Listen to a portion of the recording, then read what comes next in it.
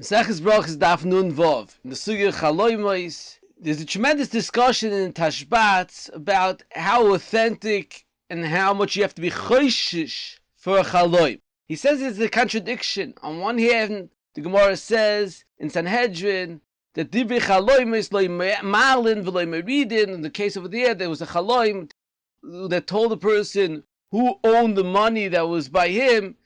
On Meidach Gisa, it's a Gemara in the Durham that says that someone's menada b'chaloim tzorich asora b'nei odom la'atiroi, a nidu and a chaloim is binding. So it's a contradiction. Do we have to be choishish for a chaloim, or do we not have to be choishish for chaloim? On that, the Tashbats writes, he has an arichas over there. There was a story in his time that someone came and told a big rav in his time about the tzora, and he was goyzer tainis. And there's Tashbats wasn't so happy. Why should be goyzer tainis? It sounds like in the Tshuva that there was another story that Taka happened when they didn't take the Divrei Chaloim seriously, and a tragedy happened. Upon him, so that Tashbats writes, his first answer to this contradiction is that it depends. If someone had a chaloim about himself, then he has to be choishish. If someone hears from a different person, someone else comes and says he had a chaloim about him, then he doesn't have to be choishish. Then Tashbat says back and forth about that.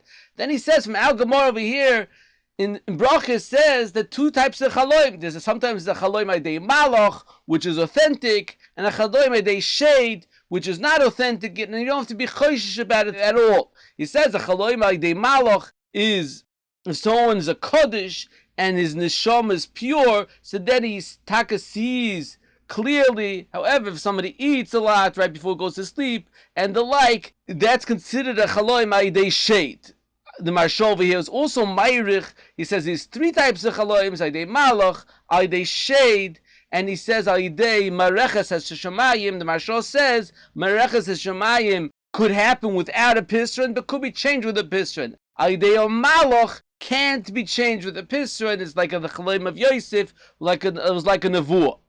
So Tashbats writes that since there's two different types of chaloimis, one a day malach, one a day shade, so it's a suffix. Every chaloim is really a suffix. So legabi a nidri b'chaloim, you have to go to chumrah. It's a suffix issa l'chumrah. However, legabe momin, if so, the divrei chaloimis come and say who owns the money, that you say Divrei Chaloim is loy mailin v'loy meridin. Menashe Klein in his tshuva writes according to this Tashbats, if someone has a chaloim that he has to give tzedakah, and that you say Sofik Mammon Lekula, it says Mammon is Tikashayli, you say it's Mechavel Varaya.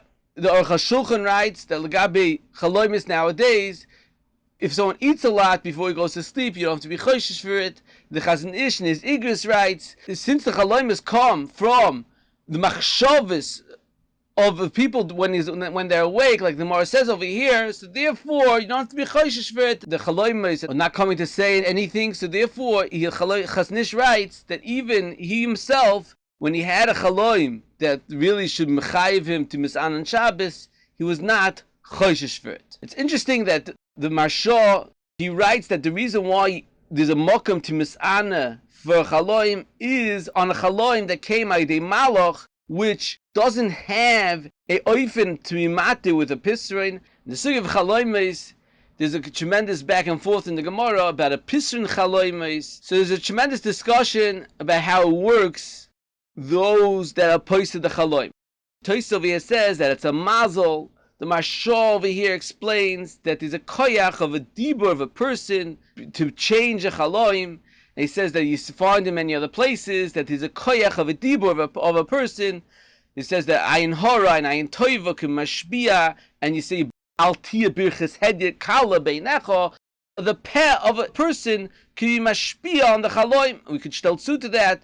The Gemara in Ksubis says kishkog al yotzim piashalit, that there's a case that the wife of an Amori was waiting for his husband to come home, and she said that he's nifter, so that caused him to be nifter. And Abu Chanan writes over there that you see from there that even though she did not want her husband to be nifter, you see that the words of a person, mitzad atzmo, you have a tremendous koyach. It's just if somebody is mekalkel is dibur with divrei chulin or divar masurim, it stops the koyach of the loshen. But the koyach of a person has a tremendous koyach The Chassidim writes that somebody that's nizir, not to say any sheker, so whatever he says is binding. There's an interesting chiddush from the Briskerov, Al Torah. It's explained in Shur Meshulam and Rameir.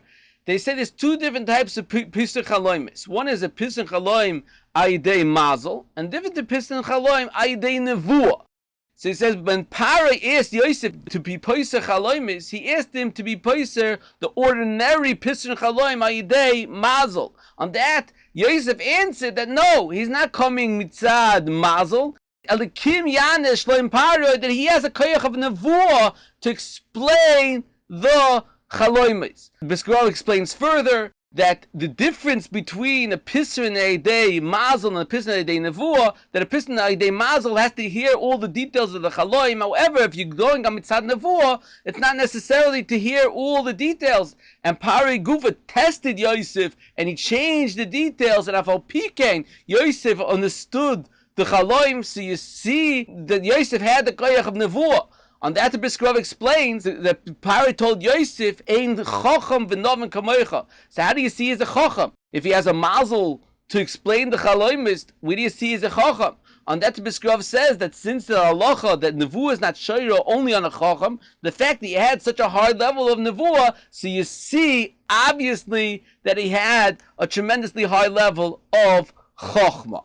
Further on the Gemara writes that after Rava was notified tremendous tzaras one after the next from this Pesach Haloimes, he cursed the Pesach Haloimes. He had Rava that he should be given to a Machusa that have Rachmanas on him. The Chaznish explains, how did Rava have a right to curse somebody? He said that he had the right to curse him because the halacha is someone's mitzayir tamachachim yehei b'nidoy. So since he was mechuyev nidoy, he had a right to curse him, and he says further that if he would have done tshuva, it would have been mevatel the gzeiros, therefore it was no problem of him being mekaldim. The Stipler in Baba Kama has an arichas gedoylo about what's the halacha if someone's mazik somebody else al yedei skula. Is he mechuyev? He's not mechuyev. So he points to this Gemara that says that Rav over here was cursed him. So you see over here that if someone is mekalel somebody, he's not responsible to pay for it.